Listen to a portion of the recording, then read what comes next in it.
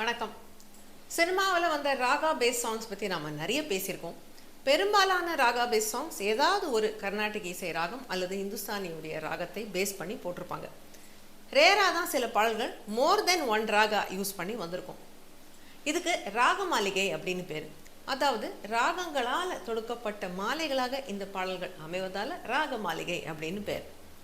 அந்த காலத்து படங்கள் 50-60களெல்லாம் வந்த புராண கதைகள், ராஜா காலத்து கதைகள், இதிலெல்லாம் கிளாசிக்கல் டான்ஸ் சீக்வன்சஸ் இருக்கும். அதுக்கு இந்த மாதிரி ராக மாளிகையில் பாடல்கள் போட்டிருக்காங்க. பட் 80s வந்த ஒரு social drama, fully urbanise social ட்ராமாவில் இது போன்ற ஒரு ராக மாளிகை பாடலை கொடுத்து ஒரு ஹிட் தர முடியுமா? முடியும்னு நிரூபித்த பாடல் தான் இது. தங்கத்தமிழ் கவியே சந்தங்கள் சொல்லும் இசை குயிலே. ராஜா சார் இசையில் வந்த இந்த பாடலில் என்னென்ன ராகங்கள் கொடுத்துருக்கார் ராஜா சார்? இந்த ராகங்களை ஏன் தேர்வு செய்தார்? அந்த ராகங்கள் எப்படி டிரான்சிஷன் கொடுத்தாரு? அப்படிங்கிற விஷயத்தெல்லாம் பற்றி இந்த பதிவில் பார்க்கலாம். வெல்கம் டு ஒரு நாள் போதுமா. இசையுடன் கலந்து இன்ப தினை வலைகளில் இந்த தமிழ் நாஸ்டால்ஜியா சேனலுக்கு சப்ஸ்கிரைப் பண்ணுங்க, பெல் பட்டனை அழுத்துங்க. 1987 வந்த படம் மனதில் உறுதி வேண்டும். கே பாலச்சந்தர் அவர்கள் இயக்கத்தில் ராஜா சார் இசையில் சுஹாசினி இதில் லீட் ரோலில் நடிச்சிருப்பாங்க. இந்த சங்கத்தமிழ் கவியே பாடல் ஒரு டான்ஸ் பாடல் தான். இதில் சுஹாசினியுடன் நடனம் ஆடி இருப்பது ஸ்ரீதர் அப்படிங்கிற நடிகர். இவர் கன்னட நடிகர், பரதநாட்டியத்தில் தேர்ச்சி பெற்றவர். மணிச்சித்திரத்தாழ் படத்தில் கூட அந்த தமிழில் சந்திரமுகியோடைய ஒரிஜினல் மலையாளம், அதில் வந்து தமிழில் வினீத் பண்ண ரோல், அந்த டான்சர் ரோலை வந்து ஸ்ரீதர் தான் பண்ணியிருந்தாரு மலையாளத்தில். இந்த படத்தில் 2 பாட்டு டான்ஸ் சாங், சங்கத்தமிழ் கவியை ஒன்று, இன்னொன்று கண்ணா வருவாயா. ஸோ இந்த பாடல்களுக்கு டான்ஸ் ஆடணும் அப்படின்னு இந்த நடிகரை தேர்வு செய்து போட்டாங்களோ அப்படின்னு தோணுது. இந்த பாடலுக்கு அழகான தமிழ் வரிகளை தந்தது வாலி அவர்கள், குரல்களை தந்தது கான கந்தர்வன் KJ யேசுதாஸ் மற்றும் சின்ன கோயில் சித்ரா. நான் சொன்ன மாதிரி இந்த புராண கதைகள்லாம் தாண்டி வந்ததுக்கு அப்புறம் சோஷியல் ட்ராமாவில் டான்ஸ் பாட்டுன்னு வச்சாங்கன்னா மோஸ்ட்லி இந்த ஹீரோயின்ஸ் ஜிகினாவில் வந்து டான்ஸ் ட்ரெஸ் போட்டுட்டு கச்சை மாதிரி கட்டிக்கிட்டு கனவு உலகத்தில் ஆடுற மாதிரி தான் நிறைய பாடல்களில் காட்சி இருக்கும். அந்த மாதிரி இல்லாமல் இந்த பாட்டு ரொம்ப ஒரு நேச்சுரலான டான்ஸ் சீக்வன்ஸாக இருந்தது. இந்த பாட்டில் அவர் குர்தா பைஜாமாவும் சுஹாசினி அவர்கள் சல்வார் கமீஸ் போட்டுட்டு தான் ரொம்ப நேச்சுரலாகவே டான்ஸ் ஆடிருப்பாங்க. ரொம்ப அழகாகவும் இருக்கும் இந்த பாடலில் டான்ஸு. டான்ஸ் இயல்பாக இருக்கிறது மாதிரி இதில் இசையும் இயல்பாக இருக்கும். ரொம்ப ஓவர்லி கிளாசிக்கலாகவும் இருக்காது, ரொம்ப மாடர்னாகவும் இருக்காது. ஒரு ஃபைன் பேலன்ஸ் இதில் ஸ்ட்ரைக் பண்ணியிருப்பார் ராஜா சார். இதில் இந்த இயல்பான இசைக்கு ஏற்ற மாதிரி ரொம்ப அழகான ஆர்கெஸ்ட்ரேஷன், நிறைய இன்ஸ்ட்ருமெண்ட்ஸ் எல்லாம் இல்லாமல் வெறும் ஒரு கிளாசிக்கல் சாங்குக்கு என்னென்ன இன்ஸ்ட்ருமெண்ட்ஸ் வேணுமோ அந்த மாதிரி சிம்பிளான ஆர்கெஸ்ட்ரேஷனில் ரொம்ப அழகான இசையை கொடுத்துருப்பார்.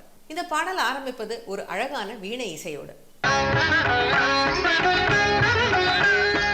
தபலாவும் மிருதங்கமும் தாளமிட வீணையை தொடர்ந்து வருவது புல்லாங்குழல் இசை.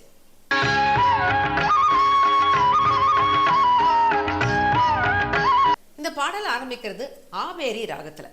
இந்த ஆபேரி ராகம் பற்றி நம்ம ஏற்கனவே சில வீடியோக்களில் பேசியிருக்கோம். நீங்கள் அதில் கூட இந்த ராகத்தை பற்றி முழு விவரங்கள் பார்த்துக்கலாம். பட் ஒரு ரீகேப்புக்காக நான் சொல்கிறேன். ஆபேரி கரஹரப்பிரியாவுடைய ஜன்ய ராகம், ஔடவ சம்பூர்ண ராகம். அதாவது அசெண்டிங்கில் 5 நோட்டு, டிசெண்டிங்கில் எல்லா நோட்ஸும் இருக்கும், 7 நோட்ஸும் இருக்கும். ஆக்சுவலி இது அசெண்டிங் பார்த்தீங்கன்னா same as Shuddha Dhanyasi, descending same as Kharaharapriya. இதோட ஆரோகணம் அவரோகணம் பார்த்தா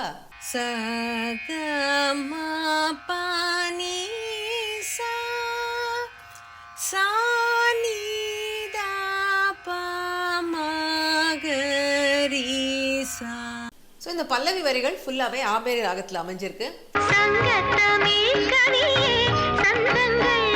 ஆபேரி ரொம்ப ஒரு ஸ்வீட்டான ராகம், ரொம்ப ஒரு ஹாப்பியான ராகம், குதூகலமான ராகம்னு சொல்லலாம். ஸோ இந்த பாடல் வரிகளை பார்த்தீங்கன்னா தலைவனும் தலைவியும் சேர முடியாத ஒரு தாபத்தில் பாடுற மாதிரி. ஆனால் ஆரம்பம் வந்து ஒரு குயிலை அழைத்து சங்கத்தமிழ் கவியே சொல்லும் இசை குயிலே தன்னந்தனியாக தவித்தால் தாகம் அடங்கிடுமோ, அந்த ஒருத்தர் சேர முடியாமல் போகிற அந்த தாகத்தை பற்றி சொல்கிற மாதிரி இந்த பாடல் அமைஞ்சிருக்கு. பட் இந்த பல்லவி முடிஞ்ச உடனே இம்மீடியட்டாக ஷிஃப்ட் ஓவர் டு நெக்ஸ்ட் ராகம் வரும். இந்த 4 லைன் தான் இதில் ஆபேரி. அதுக்கப்புறம் இம்மீடியட்டாக பாக்யஸ்ரீக்குள்ளே போகிறாரு இசைஞானி.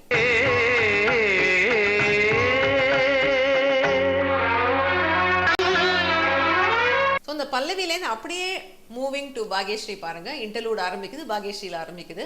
இந்த ஷிஃப்ட் வந்து ரொம்ப ட்ராமாட்டிக்காக தெரியாது, கிராஜுவலாக தான் இருக்கும். இந்த பாக்யஸ்ரீங்கிறது ஒரு இந்துஸ்தானி ராகம். அஃப்கோர்ஸ் நம்ம ஊர் பாடல்களையும் நிறைய யூஸ் பண்ணப்பட்ட ஒரு ராகம். பட் ஆரிஜின் வந்து இந்துஸ்தானிலேருந்து வந்தது. இது வந்து ஒரு மாலையில் பாடக்கூடிய ராகம்னு சொல்கிறாங்க. ஸோ இதில் வந்து ஒரு குழைவு இருக்கும், ஒரு ஏக்கம் சொல்லலாம். அந்த பிரிவு தாபம் இருக்கும். ஸோ இந்த மாதிரி உணர்ச்சிகள்லாம் சொல்லக்கூடிய ஒரு ராகமாக இந்த பாக்யஸ்ரீ இருக்கு.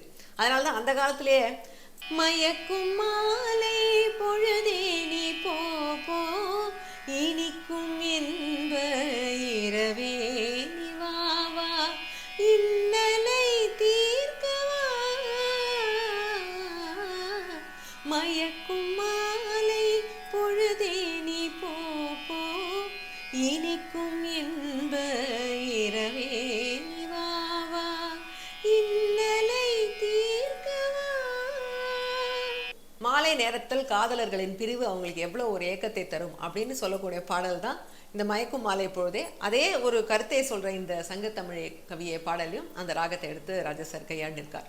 இந்த பாக்யஸ்ரீ ராகம் ஆல்சோ ஔடவ சம்பூர்ண ராகம். அசெண்டிங்கில் 5 நோட், டிசெண்டிங்கில் ஆல் தி 7 நோட்ஸ் இருக்கும். ஆனால் ஜிக்ஸாக் பேட்டர்னில் இருக்கும். இதுவுமே கரஹர் பிரியா பேஸ் பண்ண ராகம் தான். ஆனால் இதோட டிசெண்டிங்கில் ஒரு ஜிக்ஸாக் பேட்டர்ன் தென்படும். ஆபேரி மாதிரி ஸ்மூத்தாக இருக்காது. இதோடைய ஆரோணம் அவரோணம் பார்க்கணும்னா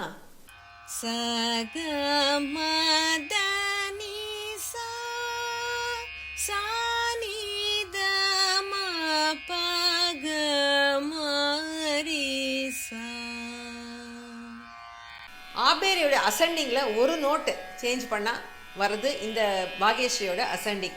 அதுல வந்து மாப்பா நீசா வருதா, இதுல வந்து பாக்கு பதிலா தா, சகமதனிசா. ஆபேரோட டிசெண்டிங் பாத்தீங்கன்னா சானிதா பமகரிசா ஸ்ட்ரைட்டா வந்துடுறது இல்லையா. இதுல பாக்யஸ்ரீல சானிதா பகமரிசா. இந்த டிசெண்டிங்ல வர இந்த ஜிக்ஸாக் நோட்ஸ் இதுதான் இந்த பாடல்ல இந்த ராகத்துக்கு ஒரு இழைப்பை தருகிறது. ஒரு லயிச்சு பாடுறதுக்கு, அப்படியே ஒரு மயக்கத்தோட பாடுறதுக்கான ஒரு ஸ்கோப்பை இந்த ஜிக்ஸாக் பேட்டர்ன் தான் இந்த ராகத்துல கொடுக்குது. ஸோ அந்த 2 ராகத்துக்கும் நம்ம பார்த்தோம், ஒரே ஜன்யத்திலேருந்து வருது, ஒரே ரூட்டு. அதனால சில நோட்ஸ் மாத்திரம் தான் வித்தியாசம் இருக்கிறதுனால ரொம்ப பெரிய ட்ராமாட்டிக் ஷிஃப்ட் இல்லை. அதனால தான் ஆபேரியில் அந்த பல்லவியை முடிச்சுட்டு டக்குன்னு பாக்யஸ்ரீ எடுத்தாலும் நமக்கு பெரிய ட்ராமாட்டிக்காக ஒரு ஷிஃப்ட் அங்கே தெரியல. ஒரு நேச்சுரலாக ஒரு ஆர்கானிக் ஃப்ளோவில் அந்த சேஞ்ச் ஓவர் அமையுது. சரண வரிகள் எவ்வளோ அழகாக கொடுத்துருக்காரு பாருங்க வாலி அவர்கள். அண்ட் அந்த டியூனும் அவ்வளோ நல்லா இருக்கும். இந்த இடத்துல ரொம்ப லயிச்சு நமக்கு பாடுற மாதிரி இருக்கும். மாதுளம் பூவிருக்க அதற்குள் வாசனை தேனிருக்க, மாதியை நான் எடுக்க மேதுவாய் மீதியை நீ கொடுக்க, காதலன் கண்ணுறங்க தலைவி கூந்தலில் பாய் விரிக்க, ஒரு புறம் நான் அணைக்க. இந்த இடத்துல ஒரு புறம் நான் நினைக்கன்னு நிறுத்திட்டு அப்புறம் ஒரு ஆலா பண்ணுவார் பாருங்க யேசுதாஸ் அவர்கள். சிங்கிள் பிரெத்ல ரொம்ப பிரமாதமா பாடியிருப்பார்.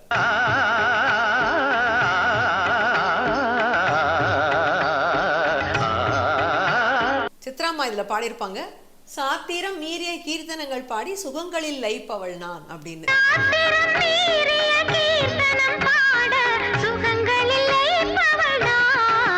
இந்த ராகம் நான் சொன்ன லயிச்சு போற மாதிரி ஒரு ராகம்னு, அதை தான் வரிகள்லையும் வாலி அவர்கள் சொல்லியிருக்காரு. சுகங்களில் லயிப்பவள் நான் அந்த பெண் பாடுற மாதிரி.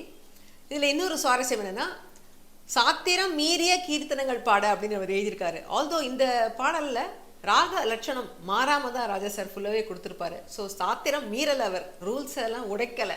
அந்த ரூல்ஸ்குள்ள நார்மலாக வந்து கர்நாடிக் மியூசிக் உடைய ரூல்ஸ் எல்லாம் கொஞ்சம் பெண்ட் பண்ணுவாங்க சினிமா பாடல்களில். இந்த பாடலில் அந்த மாதிரி எதுவுமே இல்லை. இருந்தாலும் சாத்திரம் மீறிய கீர்த்தனைகள் பாடன்னு அவர் எழுதியிருக்காரு. பட் அந்த சாத்திரத்துக்குள்ளேயே இருந்து ஆனால் ஸ்வரங்களில் விளையாடி இருப்பார் இந்த பாடலில் ராஜா சார். உங்களுக்கு இது போன்ற musical decoding, raga deep dives இதெல்லாம் பிடிக்கும்னா இந்த வீடியோவை லைக் பண்ணுங்க, ஷேர் பண்ணுங்க, மறக்காம ஹைப் பண்ணிடுங்க, அப்படியே ஒரு கமெண்ட்டும் தட்டி விட்டுடுங்களேன். இந்த சரணம் முடிஞ்சு சுகங்களில் லைப்பவள்லாம் முடிச்சு சங்கத்தமிழ் கவியை வரும்போது அப்படியே பாக்யஸ்ரீல தொடரும். அந்த பல்லவி வரி முதல்ல நம்ம ஆபேரியில் தானே பார்த்தோம். பட் இந்த சரணம் முடிவில் பாக்யஸ்ரீலே அதை பாடியிருப்பாங்க.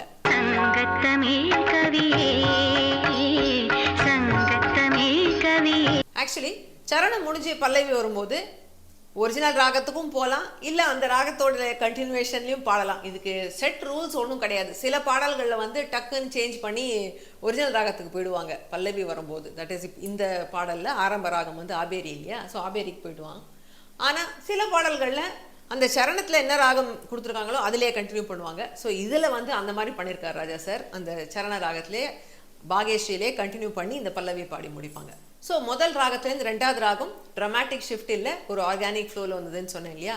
ஆனால் இந்த ரெண்டாவது ராகத்துலேருந்து மூணாவது ராகம் ஒரு ட்ரமாட்டிக் ஷிஃப்ட் இருக்கும்.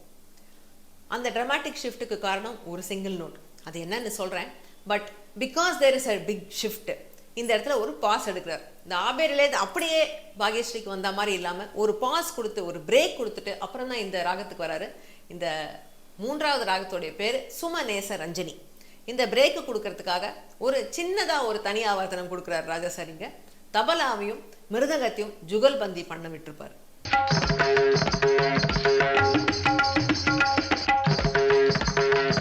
காட்சியிலையும் அதுக்கு ஏற்ற மாதிரி தபலா வரும்போது நடிகர் ஸ்ரீதர் வந்து கத்தக் மூவ்ஸ் பண்ணுவார்.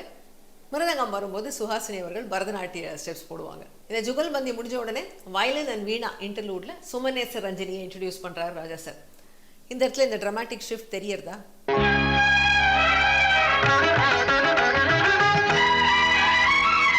ஏதோ முதல்ல இருந்த ராகங்கள்ல இது ஒரு பெரிய டிஃபரன்ஸ். இதுக்கு காரணம் என்ன? இந்த நிகழ்ச்சிகளை நீங்கள் ஒரு நாள் போதுமா தொடர்ந்து பார்த்துக்கிட்டு இருந்தீங்கன்னா உங்களுக்கே தெரிஞ்சிருக்கும் அந்த ஒன் நோட் டிஃப்ரென்ஸ் என்னன்னு. அதுதாங்க பிரதி மத்தியமம். ஒரு ட்ராமா உள்ள நோட், அது ஒரு டென்ஷனை கிரியேட் பண்ணும் நோட்டு, அது இந்த ராகத்தில் இருக்குது. இந்த சுமநேச ரஞ்சனி பென்டடோனிக் ராகம் தான். ஆபேரி மாதிரியே தான் அசெண்டிங், சகமப்ப நீசா தான். ஆனால் மாத்திரம் டிஃப்ரெண்ட்டு. ஆபேரியில் சுத்த மத்தியமம், இதில் பிரதி மத்தியமம். அந்த பிரதி மத்தியமம் தான் சொன்ன மாதிரி ட்ரமாட்டிக் ஃபீலிங் உள்ள ஒரு நோட்டுங்கிறதுனால இந்த ராகத்துக்கு என்டையர்லி ஒரு டிஃப்ரெண்ட் ஃப்ளேவர் இருக்கு.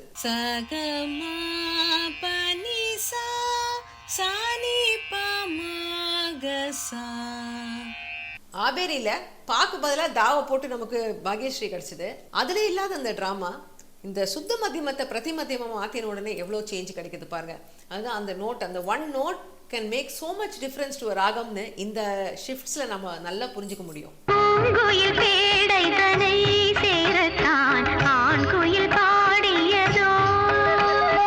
எவ்வளோ ஒரு தவிப்பு தெரியுது பார்த்தீங்களா அந்த ராகத்தில். பாகேஸ்ரீல இருந்தது லைப்பு, இதில் இருக்கிறது தவிப்பு. அந்த நோட் ஷிஃப்ட்னால நமக்கு கிடைக்கிறது இந்த நியூ ஒரு ஃபீலிங். அதே போல வரிகளையும் இந்த தவிப்பை சொல்றாரு வாலி அவர்கள். இந்த லைன் கேளுங்க.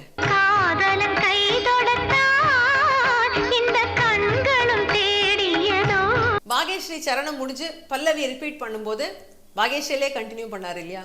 ஆனா இந்த ராகத்துக்கு சுமநேச ரஞ்சனியில அப்படி வராது.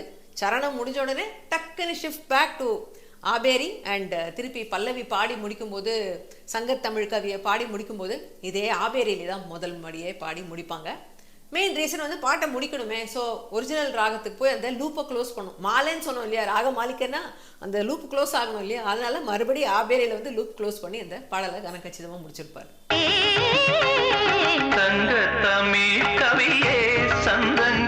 ஸோ ஒன்றுத்துக்கு ஒன்று தொடர்பான ராகங்களை சூஸ் பண்ணி ராஜா சார் இந்த பாடலை அமைத்திருக்கிறார்.